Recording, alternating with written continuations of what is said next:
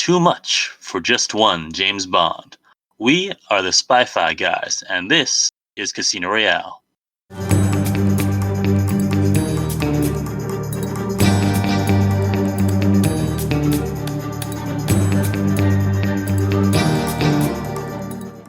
Welcome to the Spy-Fi guys, where we cover spy facts, spy fiction, and everything in between. And welcome to part 1 of our Swinging 60s Spy Summer. All this summer, we'll be breaking with our usual formula to cover exclusively fictional spy movies and TV shows set or made during the 1960s. So grab your go-go boots and put on your ascot. It's time to get groovy. Oh yeah. And this week we are starting with a movie I have heard a lot about but have never seen. The original 1967 Casino Royale. Wait, there's no Daniel Craig in this one? No, but there's all these other actors from before Daniel Craig was probably even born. Is that correct? No, he was born in 60... Oh, maybe you're right. I think he was born in 68, now that I think about it. Now, what's amazing about this movie is that it's a parody of a James Bond movie. And I think the reason why it has kind of a bad reputation is because I think people watch it and they expect it to be like a legit James Bond movie. Would you say that's correct? I would also expect it to be a movie, a coherent, comprehensible movie, but, we'll save that for the end. But so the reason that they were able to make this is because basically all the rights for all the movies, all the Ian Fleming books, except for this one, were sold to Cubby Broccoli and Harry Saltzman. Why was this one left out? Because in 1954? They'd already made one, right. I kind of remember hearing about that. Yeah, the CBS made a TV movie of Casino Royale, which is 1 hour, and starred the very first cinematic James Bond, Barry Nelson, as American card sharp Jimmy Bond. Oh boy. And Peter Lorre as Le Chiffre. But yeah, so because of that, so the rights for this one were already tied up. That was a year after the book came out, like Casino Royale came out. And so those rights have been tied up with someone else, so they got everything else, basically. And ever since then, it's been kind of the black sheep of the James Bond franchise. Well, this and Never Say Never Again, yes. I thought people liked Never Say Never Again. It just was weird. It has a weird production history. It's just not an official James Bond movie. But if you buy like the James Bond collection on DVD, it won't be part of it? Nope. No? No, because it's like out of continuity. I see. But going back to this film, so yeah, because the rights were available for this one, yeah, they were able to make this movie. And it's had an interesting production history that won't go into too much, but if you notice, there were 5 directors. I did not notice that. Which kind of leads to a very choppy sense of it. But let's get into it. Sure. So here is the IMDb plot summary. In an early spy spoof, aging Sir James Bond comes out of retirement to take on SMERSH. That's SMERSH, which I believe is a real thing, isn't it? Yeah, and we'll cover that when we get to our spy fact versus spy fiction. All right. So we start with Peter Sellers, who's meeting someone. Actually, so I did not remember this beginning. It's like a cold open, too. Yeah, it's a cold open where you have Peter Sellers being addressed as Mr. Bond, and he's meeting Mathis, who are both characters from the books. So I was like, wow, is this more accurate to the book than I remember? I don't think so. Yeah, and it looks like, I'm not sure what they're meeting at. It looked like maybe a public urinal or something. I thought it was like some sort of bulletin board. Maybe. All right, something. It's like it was a round wall around like a pillar. So I don't know. I know that in Europe they have like public restrooms that are just outside. Yeah, but you have to pay for them. Yeah, huge. Anyway, so that's what I assumed this was. But something to keep in mind when people say European countries are better than the U.S. A lot of our public bathrooms you don't have to pay for, especially in Starbucks. So no, you just have to buy something, which I'm paying for it anyways. But back to the movie. So Mathis is like Bond, you're needed. So the classic beginning, and then we get the credits.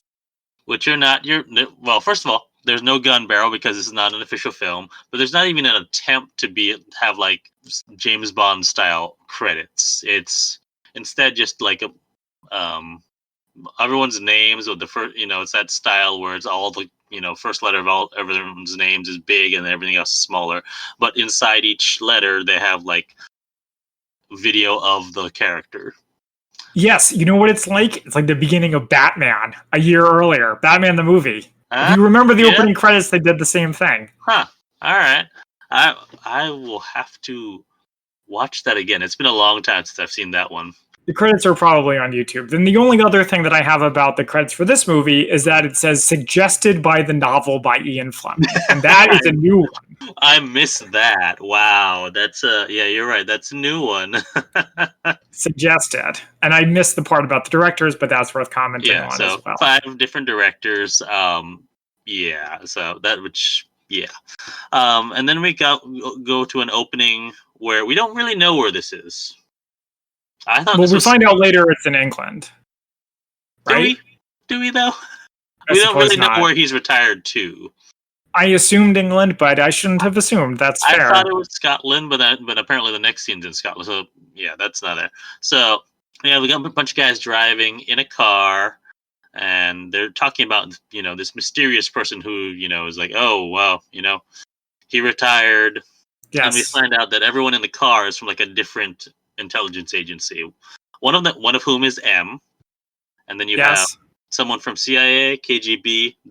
I always forget how to pronounce it. It's the French intelligence, the Dixim. It's Deuxième Bureau, and I know that because it's in the opening to Danger Man, which is another show we will be covering later in the Swingin' Spies 60s summer. So Stay tuned for that. All right. So, they get there. And also, they keep repeating this line, a good spy is a pure spy. And they don't explain what it means. Come on, it's obvious what it means. It means they don't spend too much time with the ladies. That's what this movie's about. They're looking for the greatest spy. That's who they need to get. That's why they're all together. And also, there's random lines all over the place. Well, they're not random. I think they're supposed to be part of his security system. They're on his estate. Yeah, it's just still weird. But it's not just like 5 lions. It's like 30. It's a whole pride, yeah. And I do like the part where a lion sits on top of the car and then the car drives away. I enjoy that, yeah. See, that's quality stuff. I don't know why people keep harping on this movie. It's great. I need to have a counter for how many times I'm going to say, is it in this movie? Because it's going to be a lot. I like this movie. I'm not ashamed to admit it. I liked it. So we finally meet the first James Bond. Is it the same one from the opening? Still no. Peter or whatever? Mm-hmm. No, it's a different one? No, this is not. This is David Niven. Okay. Who was actually Ian Fleming's choice for who should play James Bond. Really? He's so old. But this was back... Well, I mean, this is in the 50s. Even 10 years before, he still was kind of old. But that's me. Yeah. So we meet him, and he's wearing a bathrobe and like a turban. Mm-hmm. And he's like sitting on a throne doing exercises. Yeah, I didn't know what was up with that. Well, it shows that he's strong, and that comes in later. Was it? Yes, it does. Do you remember the part with the big giant concrete balls? Okay, but I was like, yeah, I remember that part. But I'm just like, did that show that he was strong? I didn't know what the exercise he was doing was. In movies, if a character is exercising, that basically means they have superpowers. Explains everything. But also in this part, he has a stutter. Yes. Which was interesting too. Yeah, which, I mean, they touch on later, but not really. And we find out that Sir James Bond, as he's known, I'm going to refer to him as Sir James because, like we said in the beginning, there's a lot of James Bonds in this movie, so I'm going to refer to them as various different things. Mm-hmm. But Sir James is retired, and we find out part of the reason why he retired is because of Mata Hari, and that he had to lure her to her death. Yeah, and he's like broken up about it. Also, we find out that he does not like gadgets. He is not, he calls them all joke shop spies. Yes. All the people who use it. And he doesn't like the other Bond, which supposedly other Bond is Sean Connery. Yeah, it's supposed to be Sean Connery. And calls him 007. Mm-hmm. Which is so weird to hear. It's like censors on Star Trek. Yep. Also, at one point, he starts playing Claire de Lune on the piano. Okay. So all of the heads of the intelligence agencies explain to him the stakes, which is that they've all been getting agents killed. Every country, every power. So there's some other organization going on that's just killing spies. Good. I like the explanation of the stakes, even if the movie kind of forgets about it. for large portions. Yeah. And they also want to know why he resigned, which is what you No. were getting to. Well, yeah. They don't know. They don't need to know why he resigned. They know that. That's what it's explained. Well, I bring it up because in another preview for later this summer, in The Prisoner, that's the main thing the bad guys want to know is why did you resign? Why did you resign? All right. Right. Anyway, so Sir James refuses to come back and even refuses a command from the Queen. Which you can do that, apparently. I didn't know you could do that. Depends on if he's still living in the UK. So maybe he's not. Maybe this is somewhere else. So, and he can just, he's not a citizen anymore. But M gives a signal. I think I missed what was it him lighting a cigar or something? Yeah. So this part was ridiculous. I didn't understand any of this. Okay. So Bond lights a cigar or something. M lights a cigar. Oh, M lights a cigar, right. And then go ahead. And so the British troops who are nearby say, "Oh, M's given the signal," and they launch a mortar rounds at Sir James's house. Yeah, and it goes up like the White House in Independence Day. I think there's more explosions in this movie than there is in Dr. No, by the way. Oh, definitely. Yeah, definitely. There's only one big explosion in Dr. No. Okay, so the house explodes, and then there's a cut to Bond driving into Scotland. Yeah. Because apparently that explosion killed M. And I thought it was this. So this is like the first major point of confusion in the movie. Right. So I want to know, why did they mortar his house? Did M really die? What is going on? Why did they mortar his house? To get him to try to come out of retirement because now he has nothing to live in. Okay, so if it's all part of the plan, then I feel like they should have faked M's death, but he never comes back, right? No, M's dead, yeah. Or at least as far as anybody knows, he's dead, right? Yeah. Okay. And so they're going to Scotland, and we have some agents on the roof with a bagpipe at M's castle, and we find out that in this iteration, M's real name is McTarry. Mm-hmm. So I'll be referring to him as McTarry from now on. And can you please keep calling him M? This movie has enough crazy names. True, because I mean, whatever, do what you want. We find out that Agent Mimi will be impersonating Lady M or Lady McTarry because she has the best Scots accent. This whole part is making fun of Scotland and the people who live there. It's not great. So I don't like Scotland quite as much as I like Ireland. Sorry, Scotland. But I do like Scottish music and all that stuff. Mm-hmm. So I can take a joke at their expense, but it does feel like they're punching down. Especially because this movie's made by the English people. It is kind of funny, though. Sorry. Anyway, so we have Lady McTarry, or Mimi. Let's just call her Mimi. Mm-hmm. So Mimi comes and greets Bond and there's a whole thing. She explains the whole tradition of what happens when the McTarry dies. The only thing left of M is his toupee, which will be an heirloom in their family. No, a heirloom. A heirloom. A heirloom. Which is like, I thought the British were better than this. The Monty Pythons would be very disappointed. Yeah, so is all of Britain with this movie. So one quote that I like from this is like, when a McTarry dies, the grouse come into season. So it's like there's so much of like, when a McTarry dies, some kind of supernatural thing happens, which I think is making fun comes of down. Hold on, let's see if I can get my accent. Nope, I'm not gonna try it. Probably for the best. The only thing that nope, I'm gonna cut that out. You have to watch a few tapes of Groundskeeper Willie before you can make an attempt. So Mimi makes a pass at Bond, which he blows off. All of the daughters and Mimi are making passes at Bond. It's really there's like one really uncomfortable scene, like where he's the bathtub scene. Yeah, the bathtub scene. That was awful. Yeah.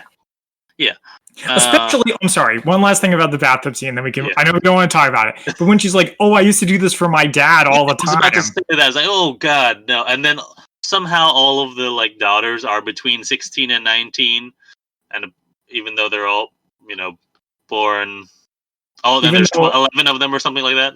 Yeah, even though M is pretty old, but they're like, "Oh, some of us were adopted, so that explains everything." But of course, all of these daughters and Mimi are all undercover agents. Yes, and while Bond is distracted, they're putting a tracking device in one of his buttons. Yeah, and so tradition has it for the McTarrys. They have their funeral fling. It's like what's the Irish term? An Irish wake? Yeah. Yeah, so it's kind of like an Irish wake, except more Scottish. Yeah, it's And like Finnegan's Wake. They'll have a memorial grouse shoot.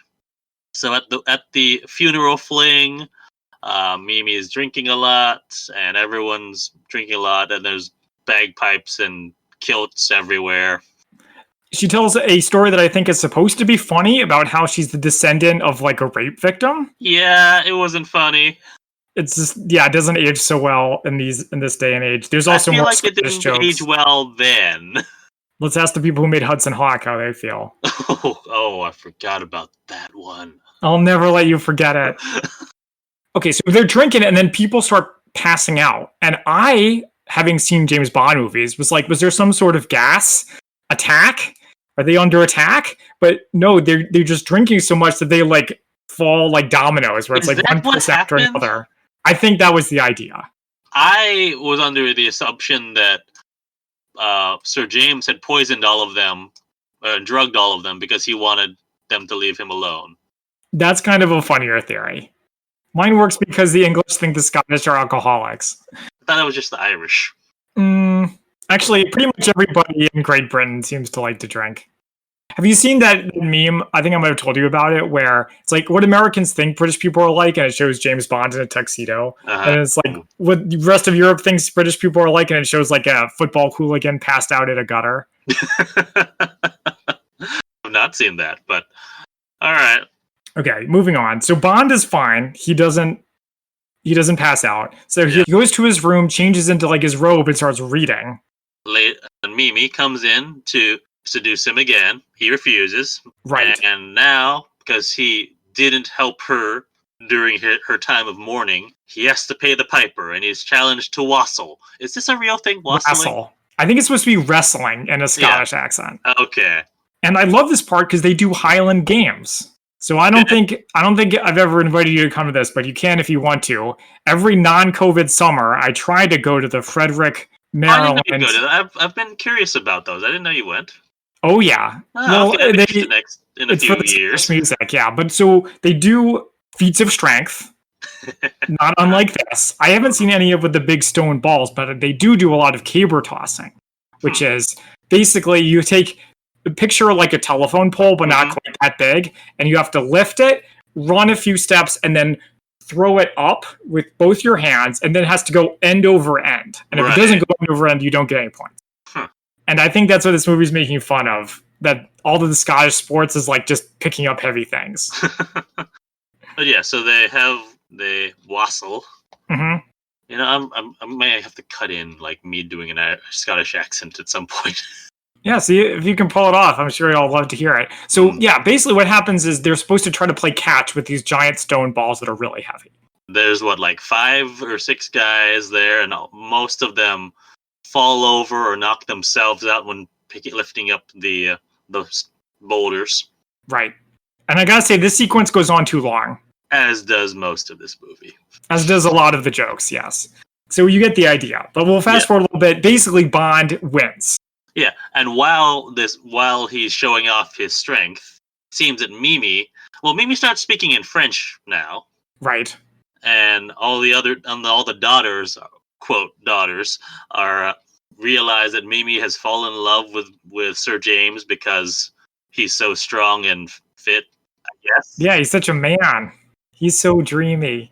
I also realized around this part that what would have been cool is if he had been played by John Pertwee of Doctor Who. Because he dresses like him, he kind of acts like him, he kind of looks like him. Carolyn was saying that right now he's acting more like the Doctor than James Bond. Well, the superhuman strength, despite not having any visible muscles, certainly is indicative of that. Yeah, so next we go to the grouse shoot. Mimi is locked in her room while the grouse shoot is happening, and all the daughters are out. I've never been to a grouse shoot. Have you ever? Nope. Okay, I don't know if there's a real thing where people are out in the field, trying to get them to fly up. I think it's real. It seems real. It seemed real, but I don't actually know. Mhm. So yeah, so all the daughters are out there. Maybe that's where like the phrase grousing comes from. Yeah, probably. Or the famous grouse. Is it whiskey? Something like that. I don't know. That was something else I did at the Frederick, Maryland Celtic Games. Was they had a whiskey tasting that was great. All right, I'm in next year or sometime maybe this ho- summer. Hopefully this summer, yeah, if COVID is burned off by then. So there's a machine that's like trying to kill Bond. It's like a drone before there was a drone. Yeah, it's flying bird bombs, like, which made me think of like 60s Batman. Oh yeah, like the penguin, big time. Yeah. And so, but Mimi climbs out of the room, out on a drain pipe, almost falls to her death, but manages to go find Sir James and tells him that one of his buttons is a homing device, which is what's guiding the bird bombs. Yeah, there's a part where he shoots a bird and then explodes, and he like doesn't react. Because he's like expecting it to explode. Because he's a retired old spy, and this is nothing new for him. He's seen it all before. I mean, how many times have people tried to kill James Bond when he's doing some kind of sporting activity? So many. Right. Well, yeah, so I like this, he had bracers or suspenders, as we call them in the States. Mhm. He had those on, so she takes them off and uses them as a slingshot to launch the button, which goes back and forth a few times. Again, the sequence is a little long. It's like we get the idea. And it ends up in the bird bomb launcher, which explodes. Yes. And during that whole ordeal, Mimi got wounded and starts acting like she's about to die, but of course she's not. I like this part. It's funny.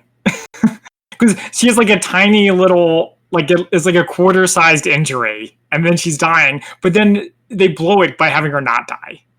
Well, like, yeah, have her join a convent instead.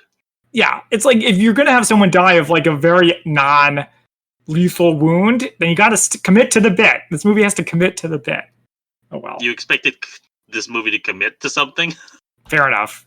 Anyways, so as Sir James is leaving Scotland, he's driving in his Bentley. It's a car chase, and Smurf HQ is remote controlling one of the agent who's chasing him, or the car who's chasing him, has a Smurf agent, and all the Smurf agents seem to be women. Yeah, young attractive women too, which again I think is like a shot at like the traditional James Bond movies where there's like attractive women everywhere. Mm-hmm. But I do like how they have a little toy track with little toy cars. Car. Yes, I noticed. I was like, all right, so they had to plan this out and set this up so the track matched exactly to what all the roads it could be on. It was great. It was so funny. I'll give you that. I was amused by that. But so they have a chase.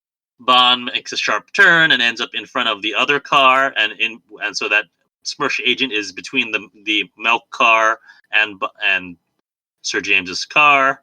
He drives home, closes the gates, and the milk car. They lost communication with the agent in the car, so the milk car hits her car and explodes. I thought the milk car was another drone. I thought it was like radio controlled. It was, yeah. Okay, so death by friendly fire on that. And then we have Sir James back in London with no explanation of, I've decided to come back.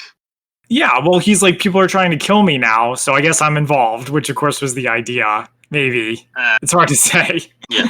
But he gets back to headquarters, he's like, Moneypenny, you're looking great. And she's like, actually, I'm Moneypenny's daughter. Yeah, and the original Moneypenny took the vows. Which I thought that was funny. That's like a good callback. So I guess maybe...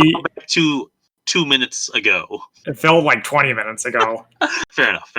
So Bond is like, I'm taking over. M's dead. I'm now in charge, which I thought was pretty cool and something they should do in a real James Bond movie. Just think about it. Mm-hmm. Also, Sir James has stopped stuttering. Yeah, that was great. I'm thinking I'm back, like John Wick. And so we have a map with all these different dead agents with like black flags where all the different dead agents were stationed. Mm-hmm. And one of the agents who may or may not be dead is Sir James's nephew, Jimmy Bond, who's played by Woody Allen. So I heard Woody Allen was in this movie, but I was like, is that just a cameo? Because he's in it for not very long, but of course he comes back later. And yeah, so Jimmy is, put in front of a firing squad. And I actually, in my memory, I thought he got shot by the firing squad. Oh my! Well, then how would he have survived the rest of the movie? I don't know. It's just not explained. No, well, yeah, I mean, because it's movie. But in this scene, he's actually given, he's asked, "Can I have a cigarette?" And it's actually an exploding cigarette. He throws it at the firing squad, explodes, escapes over the wall. And I like this part. And he finds a different firing squad trying to shoot someone else. But he escapes that one too. That one was funny. Yeah. I also like how he says, "So long, suckers." Classic American thing. But so going over the wall to be another firing squad on the other side is great, solid, and it's like top secret.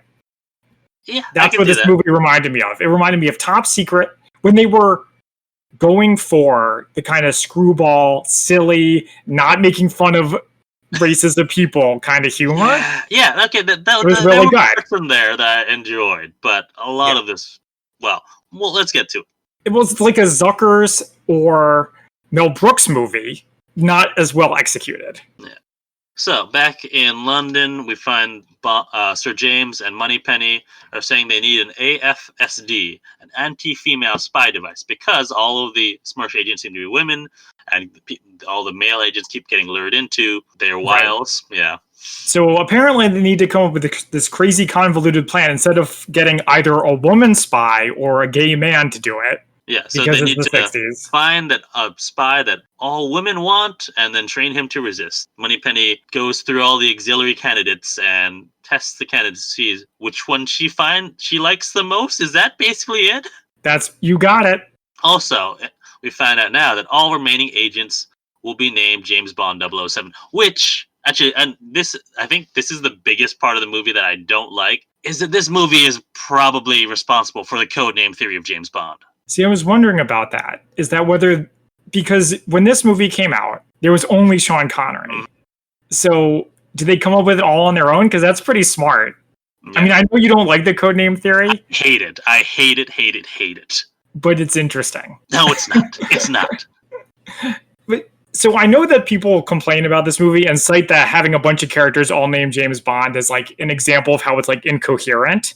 But I feel like you can actually sort of keep track of what's going on. Because it's not, maybe everyone is technically named James Bond, but there's only a few characters who we know that have that name. True. Right? But there are some who I like, and we'll get to it. There's one character later who like appears seemingly for the first time, and yet we're treated like we're supposed to know her. The one we just saw, Cooper? Yeah. He's gone after this. Yeah. So, well, let's get to it. So Cooper goes through the AFSD training, which is basically all these, he's in a gymnasium full of women, and they all try to seduce him. And then when he resists their charms, that he judo flips them. Yeah, judo flipping is how you reject people's advances. Also, all of them seem to be like a different ethnic stereotype. Yeah, that doesn't help. No. Could have been worse. I mean, this is James Bond we're talking about. It was worse because the Asian person definitely wasn't Asian. It was just like makeup. Yeah, that was worse than a lot of James Bond movies. Well, I mean, Dr. No did have the same thing, but yes. Yeah. So then we meet Vesper Lynd, who you may remember from the legit Casino Royale, played by Ursula Andress, who you may remember from Dr. No. Hey, this is the first time where it's going to be, I was going to say, hey, did you recognize that actor? And you actually did. Yeah, not that bad. No, I am that bad. So we meet her, and she's dressed like a Brazilian carnival dancer. Mm-hmm. And so she's some sort of rich person. We don't really know. I didn't get a feel for how she was rich or what her business was, but I think some sort of criminal business. Oh, is it? Maybe. That's the impression that I got. Okay. But Sir James needs her help, and apparently she has some tax problems, and so he can make those go away, or at least lessen. Wow, he's powerful indeed. And so what he needs her for is to recruit a man named Evelyn Tremble. Yes, Evelyn Tremble is another James Bond who looks vaguely like Woody Allen. He's like Woody Allen combined with the other guy. If you fuse them together like in Dragon Ball Z, they make him. You didn't recognize Peter Sellers? Well, I recognized his name, but I didn't recognize what he looked like. Okay, yeah. Wait, who else? What else has he been in? He's the original Pink Panther. Oh, I haven't seen any of those. Which also has David Niven, actually. Evelyn Tremble, we find out he's an expert in Baccarat. Yes, I remember you telling me that the original Casino Royale that was what they played. Yes. And they wisely changed it to Texas Hold'em for the new one because nobody except for you knows how to play Baccarat. This is a running gag. Actually, so I think we've mentioned in our social media that we've played the Spy Museum Spy Trivia, and I think anytime they mentioned Baccarat, well, I think the first time they mentioned it, I sent them a message and explain how it works, and now anytime that they mention Baccarat, I've become a running joke about, Christian will tell us how to do it. Yeah, you'd probably be used to hearing that. Yeah. So Vesper, comes up to him in his club, his gambling club, which looks like an underground, it looks like a cave, but it's just kind of cool, though. Yeah, it's different. Yeah. And, invites him to come back to her place. And as as he arrives, she's getting rid of a body, which was, I like this. It's so strange. She looks like she was using some kind of laundry chute combined with a medical table from Star Trek. Yeah. And it just goes right down the chute. So what kind of accent does she have? Swedish. It was so weird sounding, but okay. Swedish. Let me double check that. I thought maybe you might have been able to identify from hearing it. Or Swiss. Oh, Swedish. There we go. Yeah, that is one of those two. Is Swiss. Yeah. But yeah, so I like this. So it gives a whole new meaning. They go into one room, and Carolyn actually commented that wow, she doesn't have a lot of furniture. And then I joked, maybe the whole room is like a bed. Is this the part with the pit? Yeah, with the sunken couch, basically. Yeah, so maybe that was in style in the 60s. So have you ever seen any of the Beatles movies? No, actually, and that is one of my regrets and something on my watch list is I want to watch at least A Hard Day's Night. Yeah. So Hard Day's Night is classic, but there's one we should actually cover on this podcast called Help, right? Because it's like a spy movie. Yeah, let's put it in the list because I know one of the album versions of Help starts with a James Bond gun barrel riff. Oh, all right. But The reason why I bring it up here though is because one of the points in it, and it was in the trailer, I think, is that John Lennon sleeps in a pit. In the movie, of course, not in real life. So it's maybe people were just into pits in the 60s. Pits in their houses, beds, couches, whatever. So the whole couch is so the way it's shot, you have Evelyn going across to the balcony. He sees Lord Nelson, the statue of Lord Nelson, which is in Trafalgar Square, I think, is what he said. It's supposed to be, but they stole it. Yeah. Mm-hmm. And so... there's just more seduction here. I like the way this is shot, though. This was a music to me because it was I joked about the whole thing being a bed, and then all of a sudden I see this hand waving up from the floor. It's oh my god, I might be right. And there's a sunken couch in the middle of the room, and so they they seduce, and then the whole couch goes down on a platform. Yeah, it's pretty sweet, but they really should have some railings around there, I feel. And then so we get to why is he doing push-ups while she's twirling around in a dress? I didn't understand this. Because he's a secret agent. He's got to be strong. He's got to be able to lift giant stone balls if he needs to. So, but we kind of skipped over the part where she recruits him and tells him that they need him for this job. Yeah. I mean, come on, that's a given. Is it? I mean, is it though? They have to play. We've seen the original Casino Royale. He has to play Baccarat against Le Chiffre, which they mention here. To save the world, whatever. And so there's a part where there's a rotating bed, and then they're she's having him dress up in different costumes for a photo shoot, one of which was Hitler. Yeah, this part is very strange. Yeah. But they do name drop Le Chiffre in this part. They drop Le Chiffre, and they say it, and Vesper tells Evelyn that they've chosen a new name for him. James Bond 007. Or very 007. Original. 007, right. And so he goes to James Bond training school, which, all right, if this exists, sign me up. So this part is more top secret style visual jokes in the background? Well, not just that. It's more like a Q's lab scene from the classic Bonds. Yeah, but with humor in it. Those have humor in them. If you watch those, there's always a background thing of something happening, of someone exploding or something happening. Yeah, but don't you feel like it's often very dry humor? It's like Q being this suit is supposed to protect you, and then the suit explodes. And yeah, but Q's in the background, there'll be someone going into a telephone booth, and then an airbag inflates in the telephone booth. All right, I'll have to keep an eye open for the next James Bond movie we watch. So they get him a new suit, I guess, with his tailor, who's very effeminate. And I'm kind of they could have used him as their anti-female spy device. Right. Yeah, he also gets a radio watch. Well, not just a video watch, which they say, it's an American idea. They got it from one of their comic strips, which is, of course, a Dick Tracy reference. Yeah, I like that. And so we find out that, actually, before Mimi joined the convent, she gave Bond or Sir James, the only clue that they have, which is that International Mother's Help is a cover for Smersh. Yes, so they need someone to infiltrate it.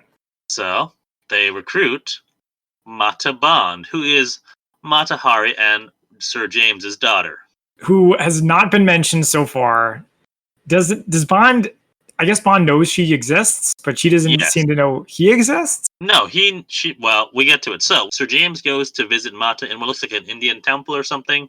Do you think it's in India? I don't know. It could be any... Like, they could have just set one up. I don't know. And this movie none of the people look Indian. No. But that could be because it's a 60s movie. So she does this dance. The music, it reminded me of like the musical in the beginning of Temple of Doom. Yeah, I could see that. Because it even has like the part where like they have all the different like pieces of cloth flying together, and they all become one cloth, and the person comes down the aisle holding the cloth, and that's the star of the show. Right, Indian style dancing, basically. Well, or the Western version of it. How's that? Hi, Spy-Fi fans. We have a promotion for you. This is not an ad. No, it is not. We're offering you a chance to win a free Spy-Fi Guys t-shirt if you live in the US or Canada. All you have to do is leave a 5-star review for this podcast on iTunes and use the code word SUMMER in the review. That's the code word SUMMER. You have until the end of the Swinging 60s summer, so the end of September 2021. We will select our winner at random from all the entries received.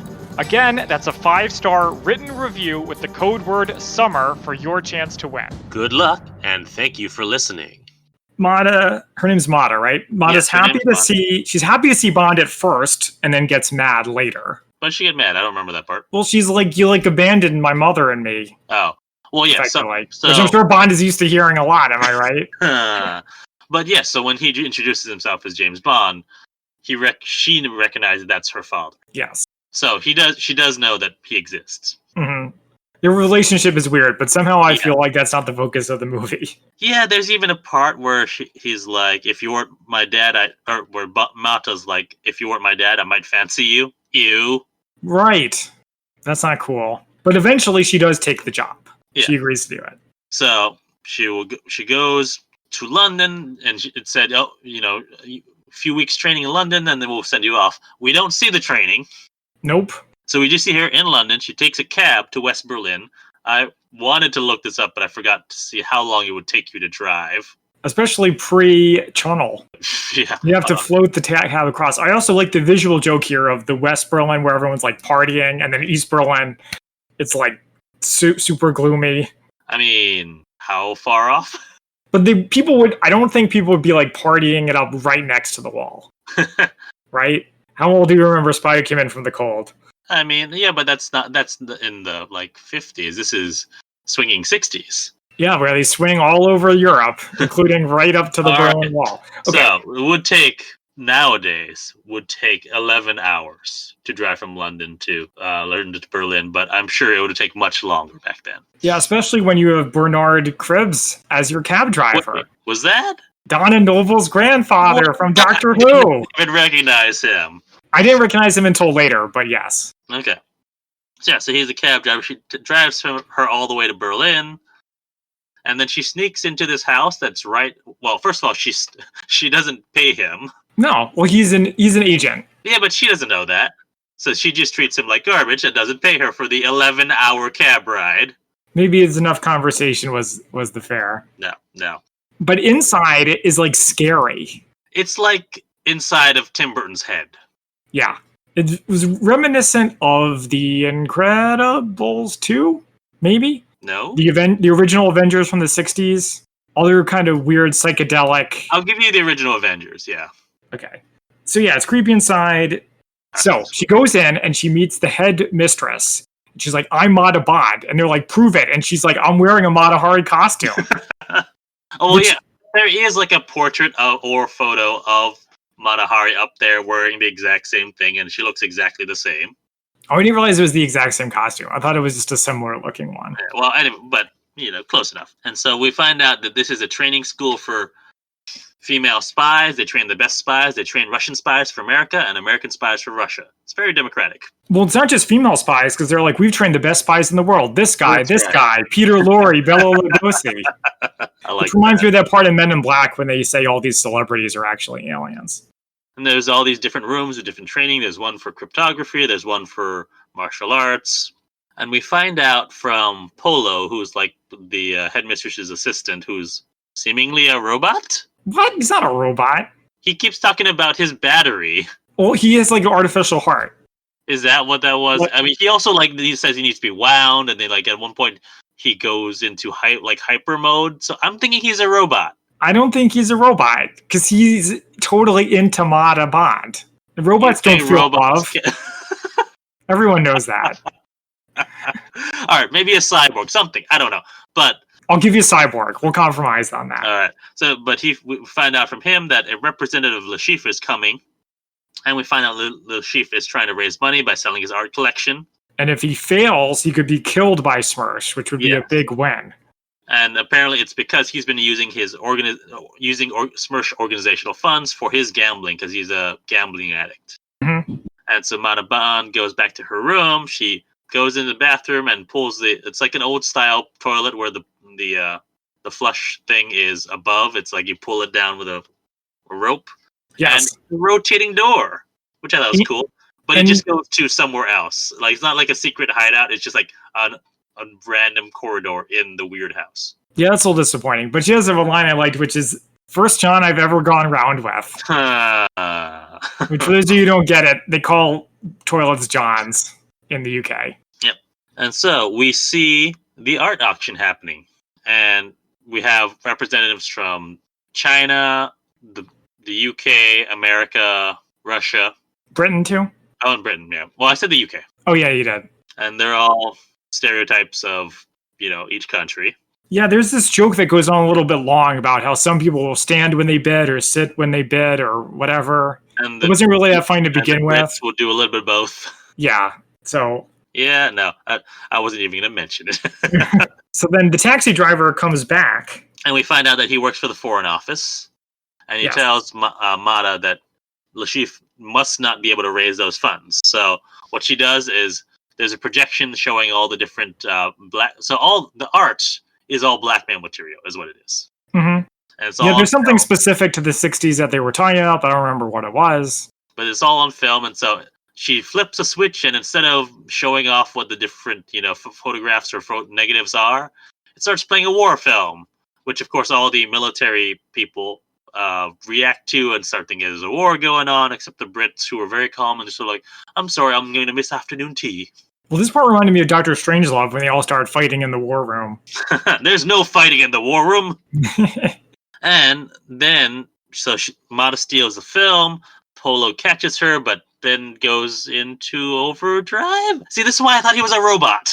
I don't know. Let's not get into that again. And up, he starts moving and going crazy. I don't know. And then Mata escapes with like a fire extinguisher that seemingly has an infinite supply of foam. Yeah, it's like really sludgy, thick foam. I don't know if they were going for something there, but... And then there's Benny Hill music all over, or like knockoff Benny Hill music playing throughout this whole sequence. Yeah, they have this like jaunty music theme that continues throughout the whole. Well, this is not the main Casino Royale thing, but this is like Benny Hill music. It certainly was reminiscent of the Benny Hill type shenanigans. And so she gets back in the taxi to London and drive back. Mm-hmm.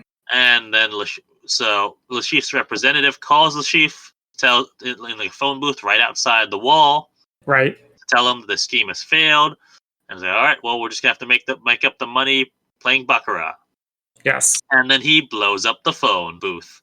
And part of the wall, I like this part, there was a fun gag. And so there's a hole in the Berlin Wall. People start coming across the wall. Although, as we know, the wall was just not one wall. There are actually two walls and a strip of no man's land in between. Yeah, but it's funny. It's very reminiscent of Top Secret. And speaking of Top Secret style humor, there was one that we skipped over that I will mention briefly. There's a part where they're like, let's go to the sewer. So they lift up a sewer grate and plays What's New Pussycat. by Tom Jones, and for some reason they can't go into it, so they put it down mid South Point.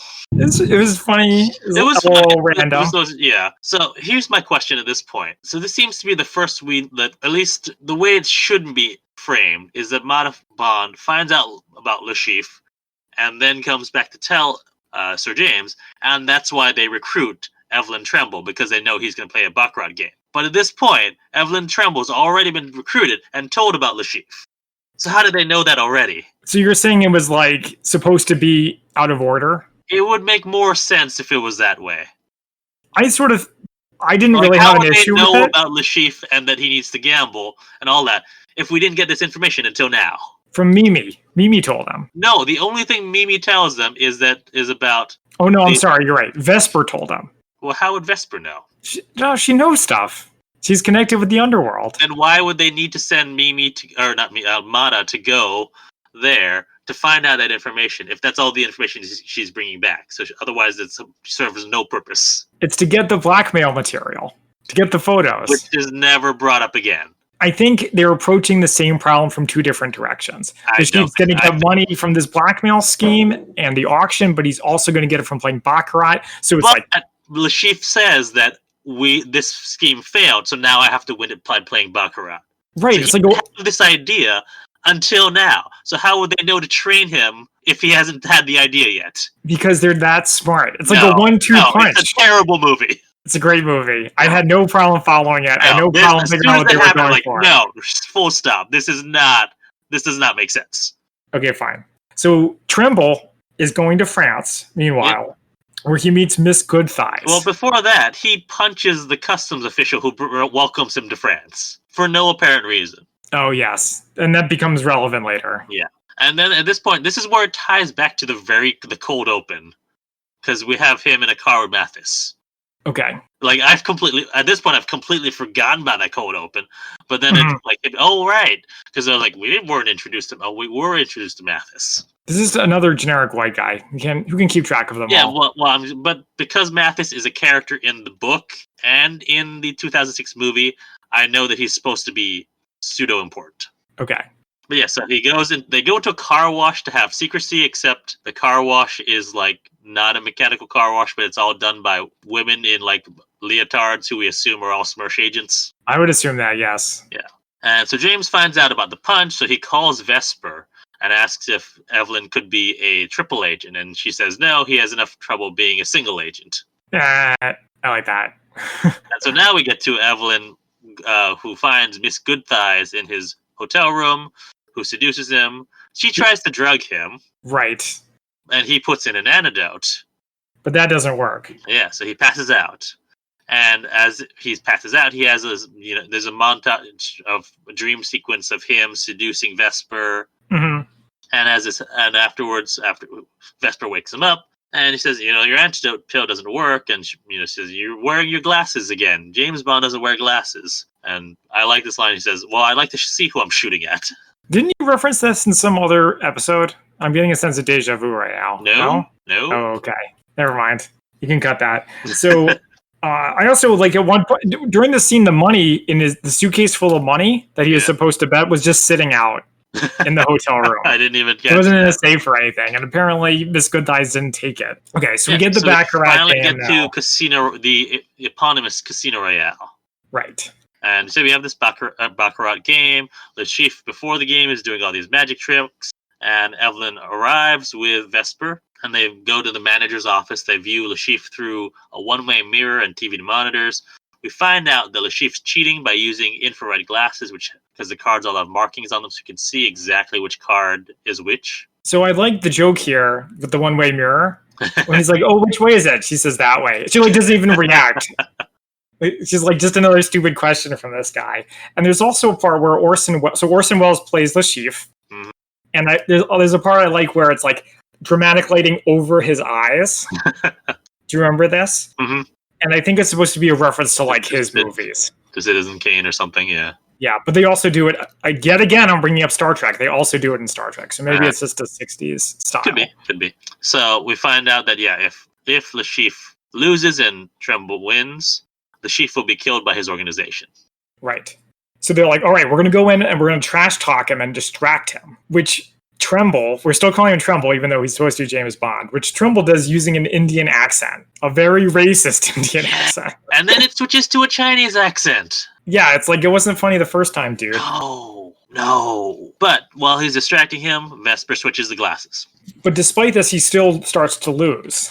Well, yeah, but it also starts doing more magic tricks. Well, yes. There is more magic tricks in there, but then Bond starts to lose. So at this point, Evelyn mentions he's using the Evelyn Tremble method. Wasn't the reason that they wanted to have him be James Bond so that he wouldn't recognize the name Evelyn Tremble and wouldn't want to play him because he knows he's a good player? I don't know if they say that was the reason. They say that out that loud. was the reason?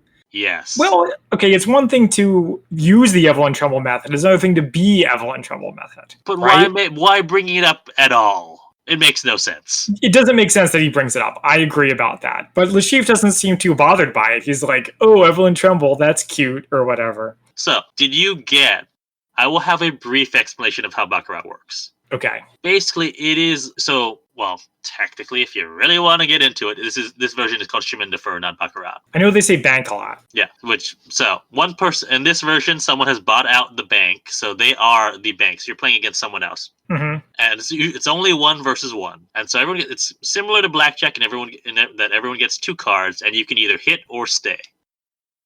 Now, the ideal number, unlike blackjack, which is 21, the ideal number is 9. Okay, you're trying to make 9. Got it. Yeah, and all face cards are valued as 0. If you get, say, 11, anytime it goes over 10 or more, it just reverts to just the last digit. So if you get a 5 and a 6, your score would be 1. Okay. So that's how it works. And so anytime, and it's only it's 1 round. It's all the money is on that. So how is there like methods for that? Is it like there cards? Isn't, which is why it's ridiculous. There's like 0. Like the only thing is like whether to hit or stand on like a 6. Okay. Or is it either 5 or 6? I don't know. That doesn't sound that complicated. We could have figured it out in 2006. Yeah, but it's not going to really attract audiences. It's not as cool as Texas Hold'em. Sorry, yeah. I know you like it, but no, I mean I know how to play it because there's a whole chapter in the original Casino Royale which explains how to play Baccarat or Chemin de Fer. I see. Which is how I know. I've never actually played it because, except for like in an online game, because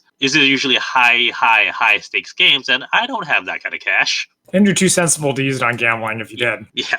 For example, Bond is like, we're going to triple the bank. 50 million francs.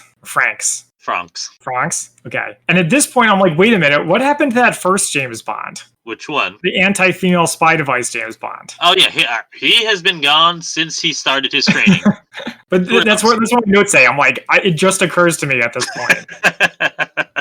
But yeah, so we had we had 2 rounds, both of which Tremble lost, and then Bond tripled. So that's the other thing about Chemin de Fer usual is the banker gets to set how high the bet is. Okay. And so that's why he says he keeps doubling the bank. And usually it's you can if you lose you can go again and you can say you double the bank. And so instead he triples it, which is very exciting. And so they both draw 5s. Le Chiffre gets a card, Tremble doesn't. So this is why I was like, that's the only strategy is like really whether to draw on a 5. Whether to hit or stay, yeah. Yeah. And it doesn't seem like Bond has any like edge here. This is basically luck that he wins. Yeah. Oh yeah. Baccarat is, people find it the purest form of gambling because it is almost pure luck. Well, that's silly. Yeah. But Le Chiffre draws another card, which is a 5. So now that he has 10, it means 0. Right. So Le Chiffre loses, but Evelyn Tremble wins. Evelyn goes to the manager's office to get his check. Just like that. Yeah, and so this whole past sequence, minus the magic tricks, has been the most accurate to the book. Oh, except for the magic tricks. Oh, we didn't even mention the one part where he makes the woman levitate. That part was crazy. All that stuff is in there because Orson Welles wanted to do magic. Orson Welles is great. No other reason. Orson Welles is the man. Okay. Yeah. So then in the manager's office, there's a stuffed tiger, and there's a part where like a tongue is like sticking out of it. Was that relevant at all? Like I didn't see if that I was like, does that mean something? Or well, I was confused because I was like, is it a real tiger or is it like a joke? I think it was supposed to be a joke, but it wasn't particularly funny.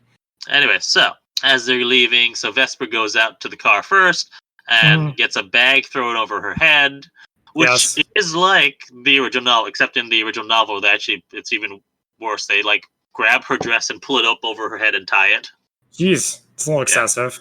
Yes, she gets kidnapped, and Evelyn gets into a car. He makes some sort of random reference to like drive. It was like a product placement from the Truman Show. He was like, "I'm going to catch them in my Lotus Formula 3." I wrote it down because they make like a big thing of it. I feel like that's a reference we would have got in the 60s. It's probably like a 60s commercial or something. Yeah, I could see that. But then, so he drives off, and then it cuts to him being captured. Yeah, so we don't. In the book and in the movie, there's a car chase and a car crash and all thing, and then he gets captured. We don't get any of that here, probably because here's the dirty. Well, not dirty, but here's a secret about this film. Not really a secret, but Peter Sellers and Orson Welles did not get along at all, and they were never in the scene together. If you look, it's always one shot and the other shot, and they're never in a scene together. So they refuse to be on set together. Yeah, I believe that, but that's just also the style. You don't even really notice. Well, you notice it when there's a lot of... Well, also, I forget who. One of the two literally walked off the set and never came back. Well, I heard this movie had a lot of production issues, and only a couple examples do they really shine through, and this is probably the biggest one. Yeah, so that's part of why they just cuts to this, because they didn't film it, because one of them walked off the set. And I think it may have been Peter Sellers, but I cannot remember. Mm-hmm. Anyway, so they have a reference to, there's a chair with the middle of it cut out. So I was like, oh, are they actually going to go for the torture like they did in the book? No way. No, not this movie. No, but instead it's weird psychedelic torture. Yeah. Torture of the mind. Yeah, which is like the later Prisoner episodes that we won't be covering. But those of you who've seen it, you know what I'm talking about. Lashif is like taunting him, pushing buttons. Is a beauty contest going on at some point? Yeah, there's like selection. There's these bagpipers. Vesper's playing the bagpipes. So there's a whole like bagpipe marching band at one point. Right. And then, like you said, Vesper's playing a bagpipe. And then she kills all the other bagpipers. But did she kill them if they were never really real? And then she shoots Evelyn Tremble and says, "Never trust a rich spy." Yes, you want a pure spy, not a rich spy. And then... But did he die in his mind? Did Vesper betray him in real? What is going on? No, I think she just woke him up. None of it was real. I think it was just a wake up. Except at the end, I will say no. Okay. Well, isn't there a part where Lashif gets shot through his own monitor? Yeah. So Lashif is confronted by a Smersh. They say, you failed, so we're gonna kill you. Boom. Just like that. Yep. Which accurate to the original novel. That Smersh, finds him and kills him. Oh, God. I'd hate to be inaccurate.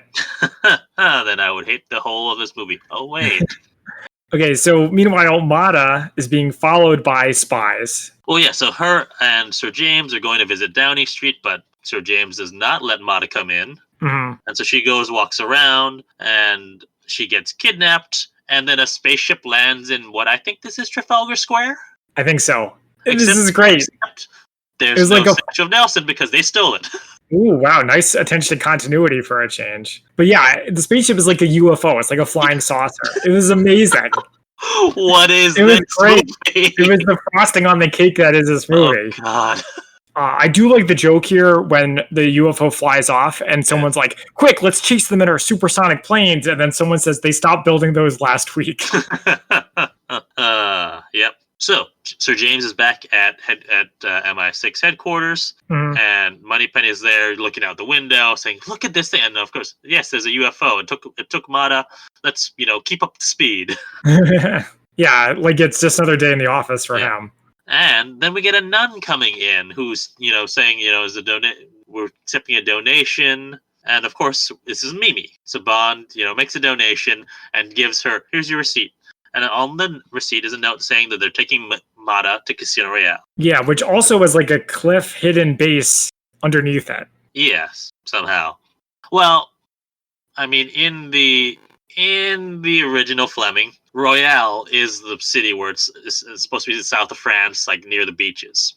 So maybe it could have a hidden base underneath it. Maybe it could be near a cliff. Did any of the books have these hidden bases? I guess Dr. No did. The movie did. No did, yes. The book, he has Crab Key. Yeah, so he has his own facility there. There's a few. But they're not like over the top.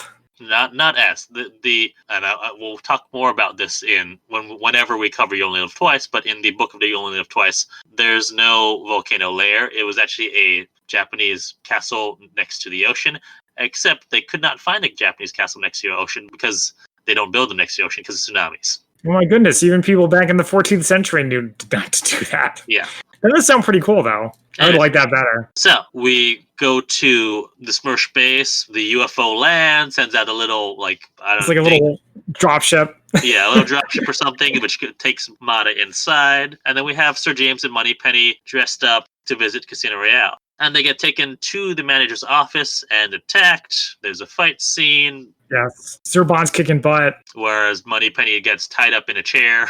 Very ineffectual, yes. They infiltrate further. Yep. Into the Smersh headquarters of Dr. Noah, which is the first time we hear that Dr. Noah. That's a good name. It's a pun on Dr. Noah, obviously. Yeah. It's very 60s design in here, which I appreciated. Yeah, maximum 60s, especially with the costumes, too. So they get trapped in one room, and they say that Operation James Bond is complete. Mm-hmm. And they get trapped in a rotating room, and then finally they get to what seems to be, the main base, or the main office. And we have, a man in shadows with a chair that looks like a Dr. Evil chair. Classic, right. And he tells them that, we have doubles of you, Sir James, like thousands of them. And there's... So didn't they do the doubles in some other... Was it Kingsman? Some more contemporary spy movie. Spy Kids. Yeah, I knew it was one of them. Right. But it's really more than that. But okay, we'll go with Spy Kids for now. I mean, I'm sure... Kingsman, no, they did not do that. Okay. But they did involve world leaders. But we'll cover that at another point. Okay, so Bond meets his own body double. And then he shoots the double, and then everybody else. Yep, and also shoots the darkened mirror, which was hiding the Dr. Noah. And we find out that Dr. Noah is Jimmy Bond. Yes, Woody Allen's back. And also, I don't think I've ever seen a Woody Allen movie before this one, by the way. Really? I've seen what's that? Midnight in Paris. Is that the one with Owen Wilson? Owen Wilson, yeah. Yep. Okay. And so we have. We find out that Jimmy cannot speak in the presence of Sir James. It's like some form of what did they call it? Some form of hero worship, but also patronizing, petrifying fear. Yes, I also liked how Jimmy Bond was wearing the Dr. Evil clothes. Yeah. Well, it's the Ernst Stavro Blofeld outfit before it was Dr. Evil. Yeah, I think Dr. Evil popularized it, but I'm not going to argue the point. Okay, when we watch You Only Live Twice, which will not be a part of this retrospective, but at some point, you will see that Dr. Evil took everything from Ernst Stavro Blofeld. Okay. Literally everything. I believe it. So Jimmy explains that his plan is to release a gas over the planet that will kill all men over 4'6" and make all women beautiful, and therefore doom the human species, basically. Or it's like Why the Last Man. Yeah. And so more troops come in, they capture Sir James and Moneypenny again. Yeah, Fox Force 5 is what I call him. And we find that Jimmy has one of the female agents who we've never seen before that I can remember. This part makes no sense. I was like, are we supposed to know who this is? This is what I was talking about. But so we only know her as Agent James Bond 007. Yet another one. But, at this point, I was like into this movie's groove, and I just didn't care. I was just letting it take me where I wanted to go. But yeah, so she has her tied up naked with some metal restraining strips strategically placed. Mm-hmm. And there's a line. Oh, did you have that? No, I don't have any. I just have there's a couple of jokes here, but I don't remember what they are. So she doesn't find him intimidating at all. She said, whereas she is much more impressed by Sir James, which feeds into his inferiority complex. Right. And there's a line where he says, they called Einstein crazy. He's like, no one called Einstein crazy. Yeah, I like that. And apparently Jimmy has invented a atomic pill.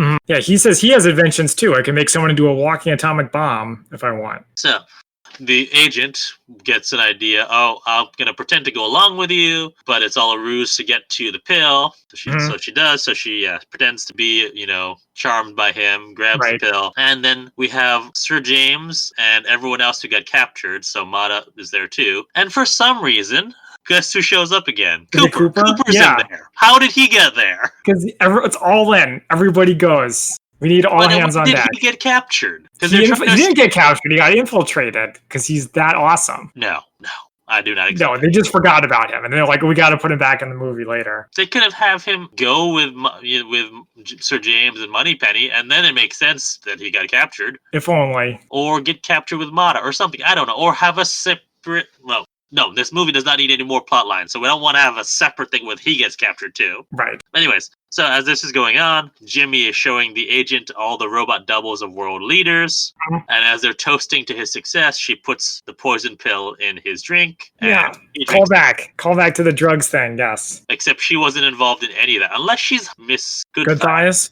She didn't look like Miss Good I Thighs. didn't think so. And also Miss Good Thighs was the Smirch agent, maybe? I don't know. They never She explained that. switched sides. It's like Bond Girl number 2 in the Roald Dahl method. Anyways, so Sir James and crew break out of the cell Yep. through indeterminate means. It seemed like they were filling up a pillowcase with poison, then it explodes. I mean, whatever. Let's just keep going. It's all a downhill slide from here.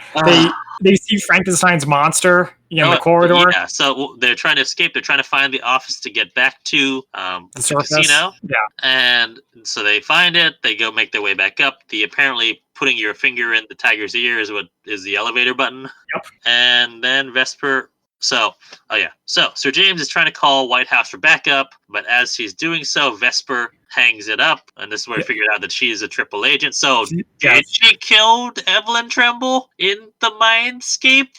I don't know. But no, Evelyn Tremble's fine. Isn't he one of them? He's not. He doesn't come back? No. That's hilarious. I thought he was like in this part. No, he's not there at all. There's just so many white guys, I can't keep track of them all.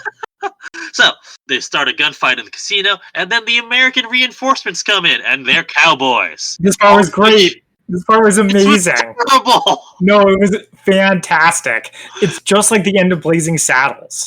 This part is like ripped off Blazing Saddles blatantly, except I'm pretty sure it came first. And all of the cowboys have like 007 or James Bond somewhere labeled on their bodies. And then there's some SEALs, not like Navy SEALs, but like SEALs, animal SEALs, yes, who are also 007. And there's a dog at one point. And then the Native Americans come in parachuting, and it's a terrible stereotype. Oh, and I'm sure none of them were actual Native Americans. Yeah, they were all white actors, but also they are 007. Of course. And then for some reason, the roulette wheel has a laughing gas section button underneath it. It starts spinning like a UFO. What is going on? What's going on is amazing. That's what's going on. Oh. That's the answer to your question. No. And there's a complete chaos. Jimmy is hiccuping because he's supposed to hiccup like 300 something times before it goes off. Right? Because you got French arrive. For some reason, it goes into a silent film. Yeah. What? No. Yeah. And then Jimmy stops hiccuping, and everything blows up. Yes. And all the James Bonds are angels, including Evelyn Tremble. He's dead. Well, of course he's dead, because the thing blew up, so I knew But he wasn't there. He was in Lashif's thing. So he's dead because of that. I thought Lashif's thing was the underground base. It was separate. It was somewhere else? Because he drove away. Oh, yeah. No. So I guess he did die. Died in the mindscape somehow. I don't know. And there's a little bit where it says, 7 James Bonds at Casino Royale, and one of them goes to a very hot place, which is Woody Allen, of course. Bond. And that's the end of the movie. I know. Isn't it great? No.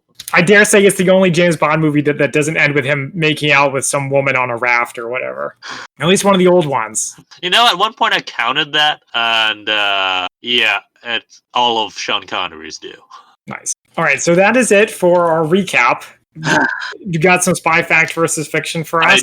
I do. So, Smirch, which is the bad guy here, is actually a Russian organization in the real world that only operated from 1942 to 1943 or so. Okay. And it stands for Smiret Spionum, which means death to spies. That's a great name. Yep.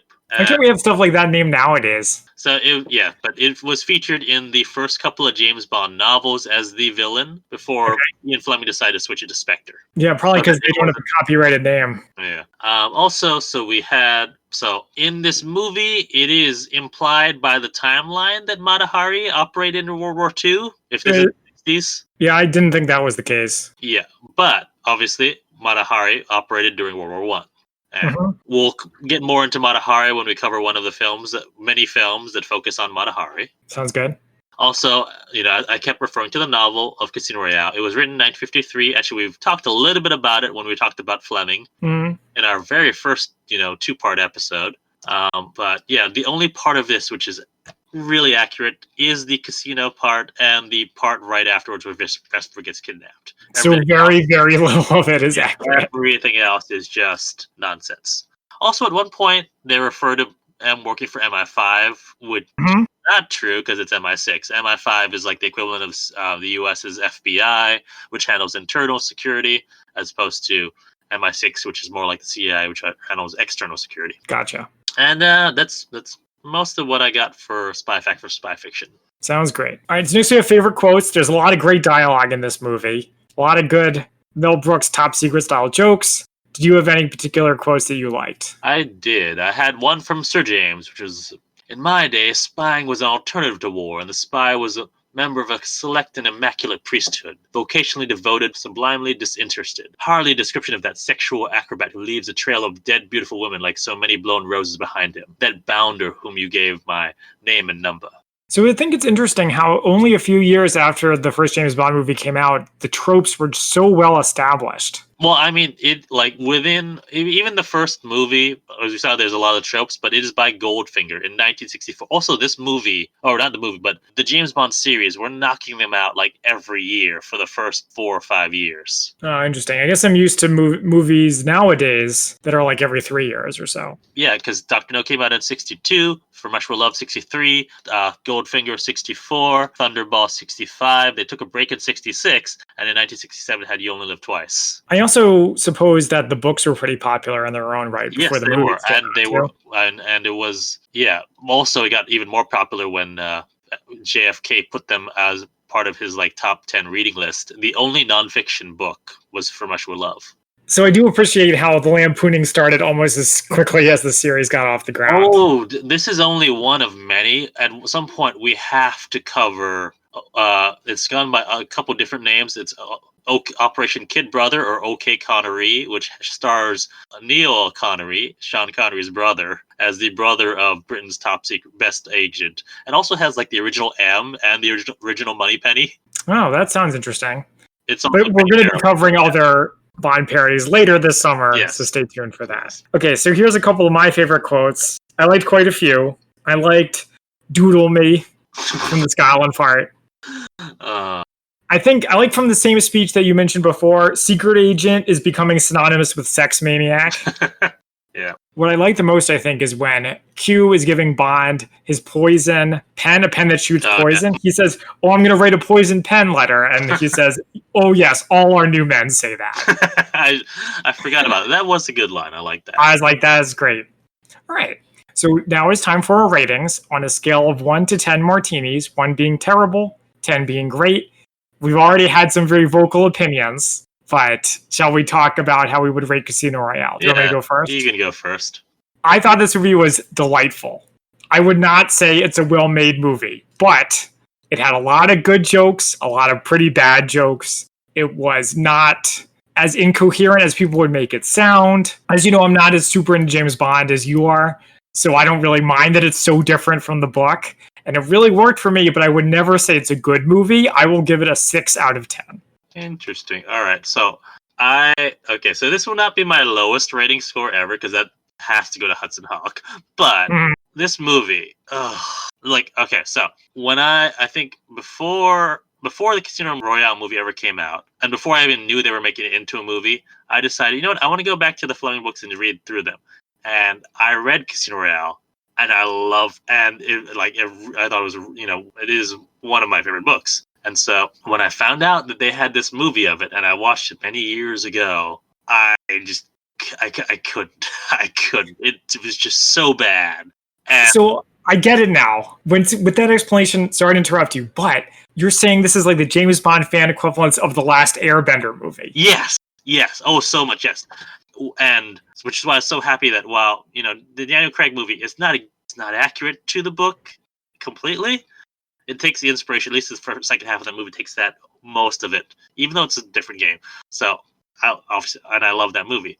But this is just terrible, and it is incohesive. Like, not incohesive and incomprehensible. Like, characters drop out and appear for no reason whatsoever. They start planning for the villain's plan before the villain thinks it up. No. 3 stars. That's why I like it. 3 martinis. No. 3 martinis, he says. Yes. Okay. It's terrible. Do not watch this film.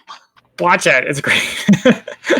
Okay, anything else you want to talk about before we sign off? Well, do we want to give our listeners a preview of some of the other things we have coming up? So we've mentioned a few. Yeah, well, we mentioned The Prisoner, and we mentioned Danger Man, which is the prequel to The Prisoner, depending on who you ask. Yeah, so we'll also be covering some other things like In Like Flint and The Man from U.N.C.L.E. We'll also be covering, like I said, we said in the beginning, we'll be covering some movies that were, not made in the 60s, but set in the 60s. So your Austin Powers, because you can't have a swinging 60s series without Austin Powers. And we'll also be covering the more recent Man from U.N.C.L.E. movie. So make sure to join us for all of that. It's going to be great. But for now, you can find us on social media at the Spy-Fi Guys on Facebook, Twitter, and Instagram. Until next time, I'm Zach. And I'm Christian. And we are the Spy-Fi Guys, signing off. Thank you for listening. If you enjoyed our podcast, please be sure to rate and review us on iTunes. The theme music is by Jer Fitzgerald and Big Man Joe. Media reviewed by our podcast are the intellectual property of their respective copyright holders, and no infringement is intended. This is a personal podcast. Any views, statements, or opinions expressed in this podcast are personal and belong solely to the participants. They do not represent those of people, institutions, or organizations that the participants may or may not be associated with in a professional or personal capacity unless explicitly stated. Any views or opinions are not intended to malign any religion, ethnic group, club, organization, company, or individual. You can find our podcast on social media at the Spy-Fi Guys on Facebook, Twitter, and Instagram.